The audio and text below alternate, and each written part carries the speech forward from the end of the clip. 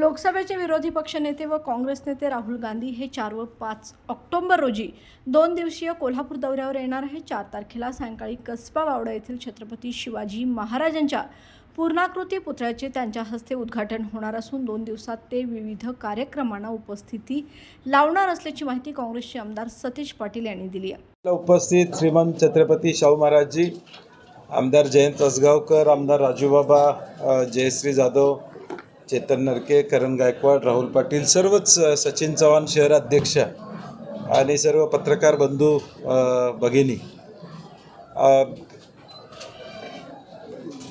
लोकसभेचे विरोधी पक्ष नेते आणि काँग्रेस पक्षाचे नेते आदरणीय राहुलजींचा कोल्हापूर दौरा निश्चित झालेला आहे आणि या दौऱ्याच्या निमित्तानं कार्यक्रमाची रूपरेषा ठरवण्यासाठी आज बैठक आहे। आपल्याला त्याची माहिती द्यावी यासाठी आपण एकत्रित आलेलो आहोत। राहुलजी साधारणपणे 4 तारखेला कोल्हापूरमध्ये येत आहेत।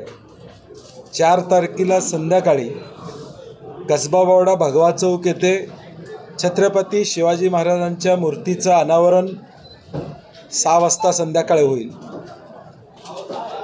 तो एक भव्य दिव्य कार्यक्रम त्या ठिकाणी असणार आहे, कारण कसबावाडा लाईन बाजार परिसरामध्ये आणि कोल्हापूरमध्ये छत्रपती शिवाजी महाराजांची मूर्ती बऱ्याच वर्षानं या ठिकाणी बसते आणि त्याचं उद्घाटन राहुलजींच्या हस्ते आम्ही प्रामुख्यानं करत आहोत। 4 तारखेला हा कार्यक्रम झाला की राहुल गांधीजींचा मुक्काम हा कोल्हापूरमध्ये असणार आहे। 5 तारखेला सकाळी शाहू समाधी स्थळला 15-20 मिनटं अभिवादन करून तिथं थोडा वेळ ते थांबणार आहेत आणि तिथं काही कार्यक्रम असणार आहे साधारणपणे।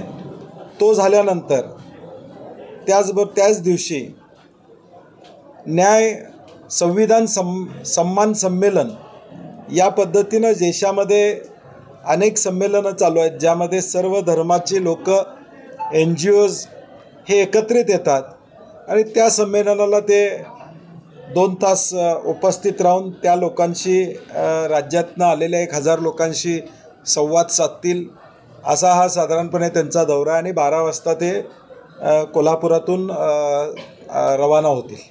दरम्यान त्यांच्या या दौऱ्याच्या अनुषंगाने आज जिल्ह्यातील काँग्रेस नेते व पदाधिकाऱ्यांची बैठक आयोजित करण्यात आली होती। या बैठकीत राहुल गांधी यांच्या दौऱ्याची विस्तृत माहिती आमदार सतीश पाटील यांनी उपस्थितांना दिली। या बैठकीला खासदार शाहू महाराज छत्रपती, आमदार जयश्रीताई जाधव, आमदार राजूबाबा आवळे, आमदार जयंत असगावकर, राहुल पाटील यांच्यासह जिल्हाभरातील काँग्रेसचे नेते व पदाधिकारी उपस्थित होते।